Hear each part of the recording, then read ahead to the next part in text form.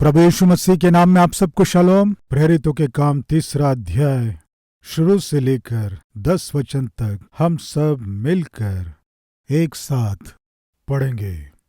पतरस और यूहन्ना तीसरे पहर प्रार्थना के समय मंदिर में जा रहे थे और लोग एक जन्म के लंगड़े को ला रहे थे, जिसको वे प्रतिदिन मंदिर के उस द्वार पर जो सुंदर कहलाता है बैठा देते थे कि वह मंदिर में जाने वालों से भीख मांगे। जब उसने पतरस और यूहन्ना को मंदिर में जाते देखा तो उनसे भीख मांगी। पतरस ने यूहन्ना के साथ उसकी ओर ध्यान से देखकर कहा, हमारी ओर देख। अतः वह उनसे कुछ पाने की आशा रखते हुए उनकी ओर ताकने लगा। तब पतरस ने कहा, चांदी और सोना तो मेरे पास नहीं है, परंतु जो मेरे पास है वह तुझे देता हूँ। यीशु मसीह नासरी के नाम से चल फिर। और उसने उसका दाहिना हाथ पकड़ के उसे उठाया और तुरंत उसके पांव और टखनों में बल आ गया। वह उछल कर खड़ा हो गया और चलने फिरने लगा और चलता और कूदता और परमेश्वर की स्तुति करता हुआ उनके साथ मंदिर में गया। सब लोगों ने उसे चलते फिरते और परमेश्वर की स्तुति करते देखकर उसको पहचान लिया कि यह वही है जो मंदिर के सुंदर फाटक पर बैठकर भीख मांगा करता था। और उस घटना से जो उसके साथ हुई थी वे बहुत अचंभित और चकित हुए। प्रियो, मैं बाइबल में से एक व्यक्ति को आपके सामने ला रहा हूं। जन्म से ही जो चल फिर नहीं सकता था, ऐसा एक अभागा व्यक्ति। कुछ लोग तरस खाकर उसे उठाकर मंदिर में लाकर बैठाते थे। मनुष्यों के दया और तरस पर निर्भर होकर जी रहा था ये व्यक्ति। और उसी समय 2 आत्मिक जन मंदिर जा रहे थे। उनका नाम है पतरस और यूहन्ना। 3 विषय हम देखेंगे: प्रार्थना का समय और प्रार्थना करने का स्थान, प्रार्थना की सफलता। सबसे पहले प्रार्थना का समय। लिखा है वे प्रार्थना करने जा रहे थे। किस समय जा रहे थे बताइए? वे सांझ को, तीसरे पहर सामान्यतः प्रार्थना करने के लिए। तीसरा प्रहर प्रार्थना के लिए अनुकूल नहीं है। सुबह उठते ही प्रार्थना करना ये प्रार्थना के लिए अनुकूल समय होता है। सांझ को सोने से पहले प्रार्थना करना थोड़ा बहुत अनुकूल समय है, लेकिन दोपहर को 3 बजे प्रार्थना करना ये उतना अनुकूल समय नहीं है। मुख्य रूप से नौकरी करने वालों के लिए, व्यापार करने वालों के लिए, शॉप में, हॉस्पिटल में काम करने वालों के लिए, स्कूल में, कॉलेज में काम करने वालों के लिए सामान्यतः तीसरा पहर का समय जो है अनुकूल नहीं है, सही समय नहीं है। यानी उस समय प्रार्थना करना आसान नहीं है, ये थोड़ा मुश्किल है। कृपया ध्यान दीजिए प्रिय भाइयों और बहनों, अगर ऐसा कहें तो प्रार्थना करना ही मुश्किल काम है। मैं कारण बताऊं? आप गीत गाएं, शैतान चुप रहेगा। आप बाहर गवाही दें, शैतान कुछ नहीं बोलेगा। प्रभु की सेवा के लिए आप भेंट दें, शैतान कुछ नहीं करेगा। लेकिन जब आप घुटने टेक कर सारी सृष्टि पर शासन करने वाले परमेश्वर से प्रार्थना करेंगे, तब शैतान वास्तव में थरथराने लगता है। कारण यह है कि पूरे संसार को हिला देने की ताकत प्रार्थना करने वाले व्यक्ति के हाथ में है। यानी प्रार्थना करने वाला मसीही कहने से शैतान बिल्कुल पसंद नहीं करता। कारण जानते हैं? आप प्रार्थना के द्वारा संभव को संभव कर सकते हैं। आप प्रार्थना के द्वारा शैतान के बंधनों को तोड़ सकते हैं। आप प्रार्थना करने के द्वारा शैतान की युक्तियों को नाश कर सकते हैं। आप प्रार्थना करने के द्वारा शैतान के साजिशों को असफल कर सकते हैं। प्रार्थना के द्वारा सब कुछ करना संभव है। इसलिए सामान्यतः शैतान, आप कुछ भी करें आपके लिए रुकावट नहीं बनेगा, लेकिन जब आप प्रार्थना करेंगे तो बहुत से रुकावटें आएंगी, विरोध आ जाएगा। कई बार बहुत से भाई बहन मुझसे कहते हैं, पता नहीं क्यों पास्टर जी, प्रार्थना करना है सोचने से नींद आ जाती है, प्रार्थना करना है सोचने से आलस होने लगता है। सिनेमा देखते समय ऐसा नहीं होता है? सीरियल देखते समय नींद नहीं आती है? सेलफोन में बिजी रहते हैं तब नींद नहीं आती है? तो फिर प्रार्थना करते समय ही नींद क्यों आती है? कारण क्या है कि ये शैतान की युक्ति है। मान लीजिए यदि आप प्रार्थना करने के लिए घुटने नहीं टेक पा रहे हैं, प्रार्थना करने के लिए आप समय अलग निकाल नहीं पा रहे हैं, तो समझ लीजिए कि शैतान की युक्ति आपके ऊपर काम कर रही है। इस बात को ना भूलें। प्रार्थना का समय 3 बजे। प्रिय भाई और बहनों, हमारे पास प्रार्थना का समय है क्या? एकांत में आप परमेश्वर के पास जाकर मिलकर बात करने का समय आपके जीवन में आपने समय को अलग किए हैं क्या? भोर का समय यानी 3 बजे से लेकर 6 बजे तक का समय भोर का समय है। इसीलिए सुबह 5 बजे से लेकर 5:30 बजे तक आधे घंटे तक प्रार्थना कर सके तो कितना अच्छा होगा। पतरस और यूहन्ना एक समय को अलग किए, तीसरे प्रहर को प्रार्थना करना है। प्रिय भाई और बहनों, मैं पूछता हूँ, प्रभु की उपस्थिति में जाने के लिए आप कौन सा समय अलग किए हैं? प्रभु की उपस्थिति में प्रार्थना करने के लिए 1-to-1 फेस टू फेस एकांत में परमेश्वर के सामने बैठकर प्रार्थना करने के लिए कौन सा समय अलग किए हैं? आपके पास परमेश्वर से मिलने का एक विशेष समय होना चाहिए। पतरस और यूहन्ना प्रार्थना करने का समय अलग किए और उस समय प्रार्थना करने जा रहे थे। चाहे कुछ भी रुकावट आ जाए, प्रार्थना करना हम नहीं छोड़ेंगे। इस तरह वे प्रार्थना करने जा रहे थे। दूसरा, प्रार्थना करने का स्थान कहाँ था? परमेश्वर के भवन में। वे प्रार्थना करने कहाँ जा रहे थे? परमेश्वर के भवन में जा रहे थे। प्रिय भाई और बहन, परमेश्वर के भवन में जाकर प्रार्थना करना आशीष है। परमेश्वर की उपस्थिति में जाकर प्रार्थना करना आशीष है। प्रियो, एक दिन एक पास्टर एक व्यक्ति से बात कर रहा था। ब्रदर, क्या आप नियमित चर्च जाते हैं? पूछने से उसने कहा, क्यों नियमित रूप से चर्च नहीं जाऊंगा तो क्या मैं स्वर्ग नहीं जाऊंगा? क्यों गुस्सा हो रहे हैं जी? मैं क्या पूछा? नियमित रूप से आप चर्च जाते हैं क्या, मैंने पूछा। इसका उत्तर प्रेम से दे सकते हैं ना। वही जी, यदि मैं नियमित रूप से चर्च नहीं जाऊंगा तो क्या स्वर्ग नहीं जाऊंगा? एक बात बताता हूं, सुनिए। क्या है ब्रदर? क्रूस पर जो डाकू लटका हुआ था वो नियमित रूप से चर्च गया था? बताइए प्रिय भाइयों, क्या कहेंगे? क्रूस पर लटका हुआ वो डाकू नियमित रूप से चर्च गया था क्या? नहीं गया। वो कह रहा था, क्रूस पर लटका हुआ वो डाकू नियमित रूप से चर्च गया था? नहीं गया ब्रदर। फिर भी वो स्वर्ग गया। जान लो इस बात को। प्रिय, आप सबको खुशखबरी, कुछ लोग बहुत खुश हैं, सच है। दूसरा, ब्रदर आप कह रहे हैं कि मैं चर्च नहीं जाता हूं, तो क्या आपने बपतिस्मा लिया? दूसरा प्रश्न पूछा। हेलो, क्रूस पर लटका हुआ वो डाकू बपतिस्मा लिया क्या? नहीं लिया, फिर भी वो स्वर्ग गया। तीसरा प्रश्न, ठीक है, आप जो कमाई कमाते हैं उस कमाई में से परमेश्वर को जो दशमांश देना उसे दे रहे हैं क्या? वो आत्मिक व्यक्ति तीसरा प्रश्न पूछा। ये क्या कहा जानते हैं? हेलो, क्रूस पर लटका हुआ वो डाकू दशमांश नहीं दिया, फिर भी वो स्वर्ग गया। तब इस आत्मिक व्यक्ति ने कहा, सुनो, वो मरने वाला डाकू था और तुम जीवित डाकू हो, यही अंतर है। क्या कहा? वो तो थोड़ी देर में मरने वाला डाकू था और तुम जीवित डाकू हो।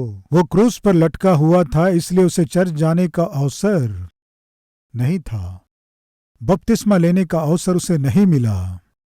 और वैसे ही वो जो कमा रहा था उस कमाई में से धन्यवाद के साथ दशमांश देने का समय भी नहीं था। उससे क्यों ये तुलना कर रहा है? प्रिय भाइयों बहनों, आप जो गलतियां कर रहे हैं उनसे अपने आप में समझौता करने से अच्छा है कि वचन के अनुसार जीना आप सीख लें। परमेश्वर के भवन में आकर प्रार्थना करने में आशीष है। क्या कह रहा है ये मूर्ख? क्यों? क्रूस पर जो डाकू लटका था वो चर्च गया क्या? क्रूस पर लटका हुआ डाकू बपतिस्मा लिया क्या? क्रूस पर लटका हुआ डाकू दशमांश दिया क्या? इस तरह क्रूस पर लटके हुए एक डाकू को आप आधार बनाकर जीवित डाकू होकर जीना आपके लिए भला नहीं है। पहला, प्रार्थना करने का समय वो वास्तव में अनुकूल समय नहीं था, लेकिन फिर भी वे उसे अनुकूल बनाए। प्रिय भाइयों बहनों, प्रार्थना करने में रुकावटें आएंगी। प्रार्थना करते समय में विरोध होगा। आप प्रार्थना करने के लिए घुटने टेकेंगे तो बहुत सी परीक्षाएं आएंगी, लेकिन इन सब से बढ़कर आपको निश्चय एक समय को आप अपने लिए अलग करके प्रार्थना कीजिए। दूसरा, प्रार्थना करने का स्थान, परमेश्वर का भवन। प्रतिदिन आप प्रभु के भवन में जाकर प्रार्थना करो, ये संभव नहीं हो सकता है। इसलिए क्या करना है? आपके घर को ही परमेश्वर का भवन बनाना है, आराधना का स्थान बनाना है। आपके घर को परमेश्वर की उपस्थिति के लिए बना लीजिए। एक समय को अलग करके निश्चित रूप से परमेश्वर की उपस्थिति में अकेले। पारिवारिक प्रार्थना अच्छी बात है, लेकिन एकांत में प्रार्थना करना बहुत आवश्यक है। इस बात को ना भूलें।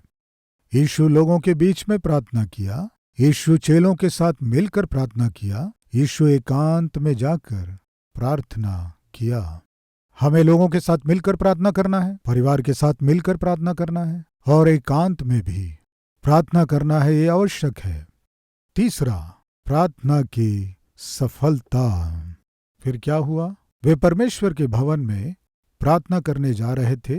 वहां पे क्या प्रॉब्लम थी वे जान गए। उस प्रॉब्लम को प्रार्थना के द्वारा क्या किए? दूर कर दिए। वहां एक लंगड़ा था जो जन्म से लंगड़ा था। कोई भी उस समस्या को दूर नहीं कर पाया। आज हमारे बीच कोई है क्या? बचपन से ये समस्या मेरे जीवन में है, जवानी से ही मेरे जीवन में समस्या है, जब विवाह हुई तब से ही ये समस्या है। मैं बहुत से स्थानों में गया, बहुत सी दवाइयों को लिया, बहुत से लोगों से मेरी समस्या को बांटा, लेकिन मेरी समस्या दूर नहीं हुई। कहने वाले हैं क्या? प्रभु के नाम से मैं आपको एक समाधान दे रहा हूं। क्या है जानते हैं? आपकी समस्या जो दूर नहीं हो रही है उसे दूर करने वाला परमेश्वर है। वो प्रभु यीशु मसीह है। उस प्रभु के नाम से आप प्रार्थना करेंगे तो, उस प्रभु के नाम से यदि आप प्रार्थना की सहायता मांगेंगे तो निश्चय आपको उत्तर मिलेगा। उस दिन परमेश्वर पतरस के द्वारा एक अद्भुत काम किया। वह व्यक्ति जो अपाहिज था, लंगड़ा था, उसे तुरंत खड़ा किया। जैसे ही वो चंगाई को पाया, जैसे ही उसने परमेश्वर के चंगाई को देखा, जैसे ही उसने परमेश्वर के दर्शन को देखा, वो क्या किया बाइबल में स्पष्ट लिखा हुआ है। आइए हम उस बात को पढ़ें। वह उछलकर खड़ा हो गया, यानी तुरंत उछलकर खड़ा हुआ और चलने फिरने लगा। जीवन में वो कभी भी चला नहीं था प्रियो, अभी खड़ा हो गया। वो कभी चला नहीं प्रियो, अभी चल रहा था। उसके आनंद और खुशी का कोई ठिकाना नहीं था। वो इतना खुश हुआ होगा, इतना आनंदित हुआ होगा जब उसने अपने जीवन में इस महान चमत्कार को उसने देखा। वो क्या किया जानते हैं? वो तुरंत उछला और चलने फिरने लगा। उछलकर चलते फिरते मॉर्निंग शो को गया। मॉर्निंग शो या मैटनी को? फर्स्ट शो या सेकंड शो? बताइए। वो उछलते हुए चलते हुए बार एंड रेस्टोरेंट को गया।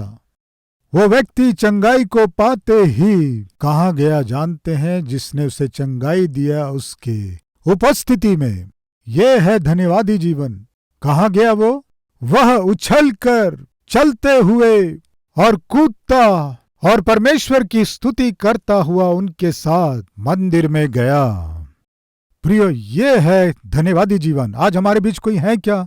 प्रभु मुझे चंगाई दिया है, प्रभु मुझ पर तरस खाया है, प्रभु मुझे आशीष दिया है, प्रभु मेरे आंसुओं को पोंछा है, प्रभु मेरे कष्टों को दूर किया, प्रभु मेरे जीवन में जो कोई नहीं कर सका ऐसे चमत्कारों को मेरे जीवन में किया। कहने वाले हैं तो हाथ दिखाएंगे।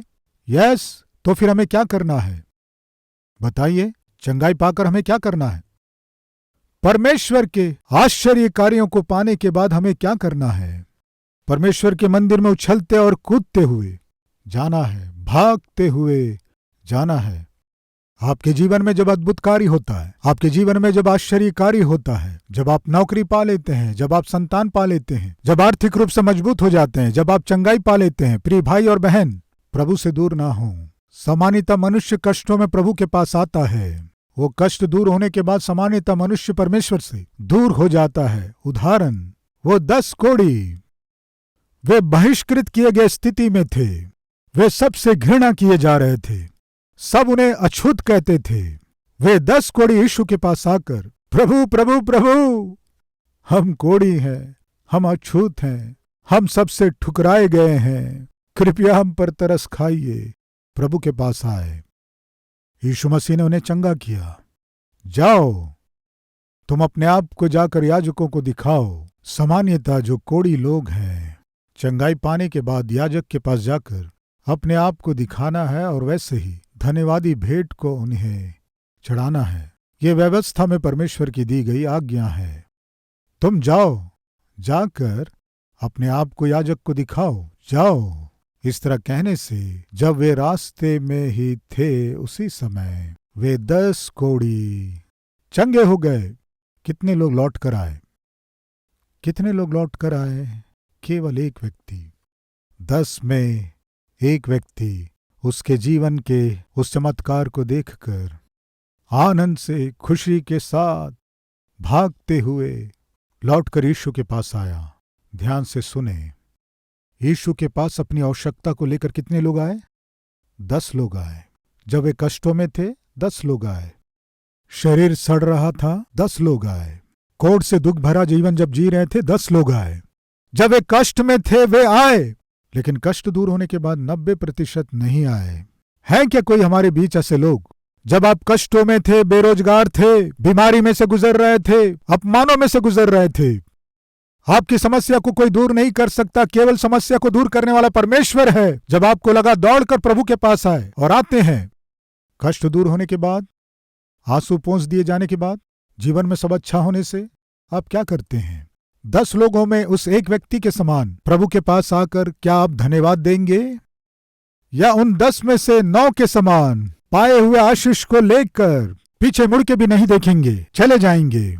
एक बार सोचिए, वो परमेश्वर आप पर तरस खाकर आपके जीवन में चमत्कार करने से परमेश्वर से दूर मत होना। मान लीजिए आपके पास बहुत समय से नौकरी नहीं थी, परमेश्वर नौकरी दिया। नौकरी मिलने के बाद परमेश्वर से दूर मत होना, वो आपके लिए श्राप बन जाएगा। नौकरी मिलने के बाद यदि आप परमेश्वर और परमेश्वर की उपस्थिति को छोड़कर जाएंगे तो अब तो हमारी शादी हो गई है, ये सोचकर पति और पत्नी के साथ आप परमेश्वर से दूर जाएंगे तो, परमेश्वर संतान दिया है, खुशी है सोचकर संतान को लेकर दूर चले जाएंगे तो ये आपके लिए भला नहीं है। हिचकिया, मैं तुम्हें चंगा करूंगा, तीसरे दिन तुम मेरे भवन में जाना। वो लंगड़ा व्यक्ति चंगाई पाने के बाद क्या किया? उछलकर वो सीधे उनके साथ भवन में गया। उस बात को पढ़ेंगे, आइए। 3 अध्याय 8 और 9 वचन। वह उछलकर खड़ा हो गया और चलने फिरने लगा और चलता और कूदता और परमेश्वर की स्तुति करता वह उनके साथ परमेश्वर के मंदिर में गया। प्रियो, जो चंगाई पाया उसे क्या करना है? परमेश्वर की स्तुति करना है। परमेश्वर की चंगाई को पाकर आपको क्या करना है? परमेश्वर के और निकट जाना है। उतना ही नहीं, चंगाई पाए हुए आपको नाश होते हुए इस संसार में उन्हें अचंभित करने वाले परमेश्वर के गवाह के रूप में आपको जीना है। ये परमेश्वर चाहता है। फिर क्या हुआ? और चलता और कूदता और परमेश्वर की स्तुति करता हुआ उनके साथ मंदिर में गया। सब लोगों ने उसे चलते फिरते और परमेश्वर की स्तुति करते देखकर वो चंगाई पाने के बाद क्या किया जानते हैं? परमेश्वर की उपस्थिति में गया। चंगाई पाने के बाद वो क्या किया जानते हैं? परमेश्वर की स्तुति करने के लिए उपस्थिति में गया। 10 कोढ़ियों में केवल एक लौट कर आया और प्रभु के सम्मुख धन्यवाद दिया। 9 लोग परमेश्वर के चंगाई को पाकर भाग गए, वे धन्यवादी नहीं थे। ये जो लंगड़ा जो धन्यवादी था, क्या किया जानते हैं? सीधे प्रभु की उपस्थिति में जाकर स्तुति किया। ये सब देखकर सारे लोग अचंभित हुए।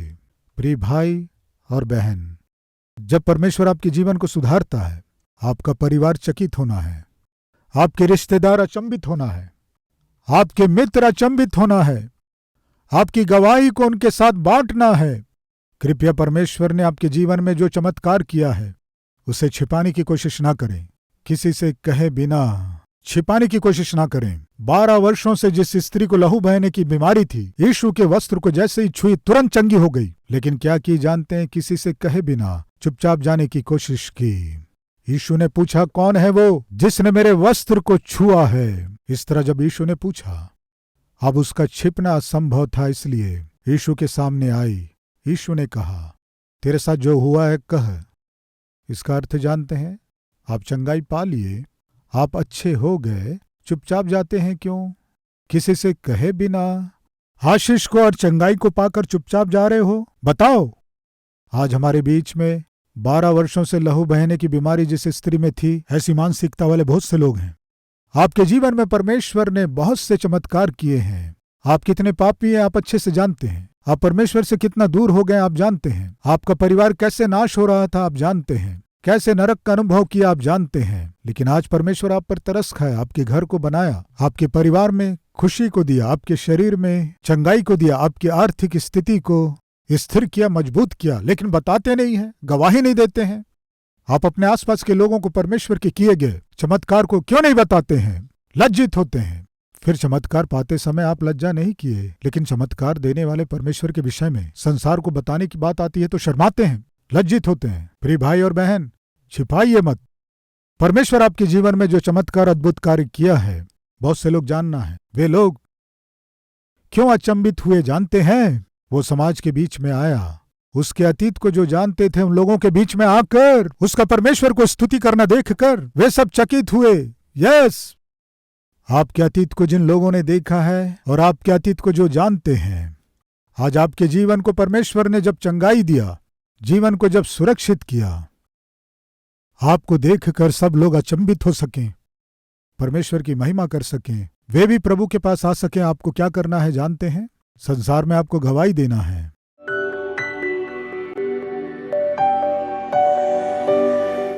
पवित्र पिता अंद्रियास जाकर पतरस को लेकर आया।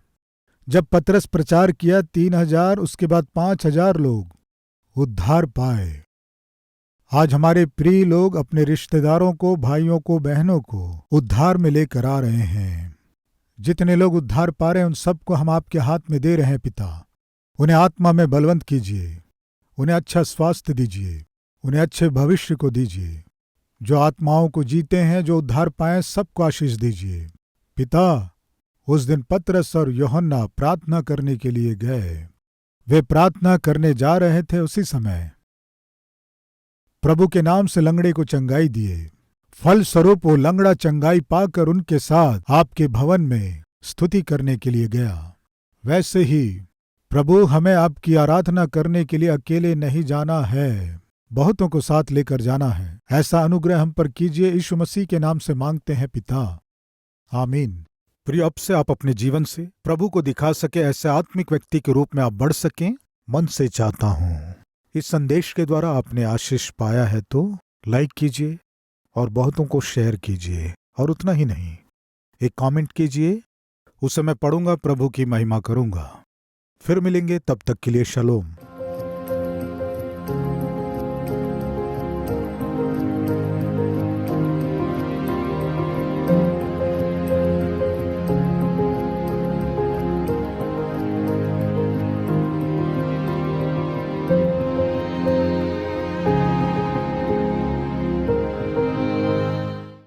हमारा पता Calvary, post box number 30, Kukatpally, Hyderabad 72।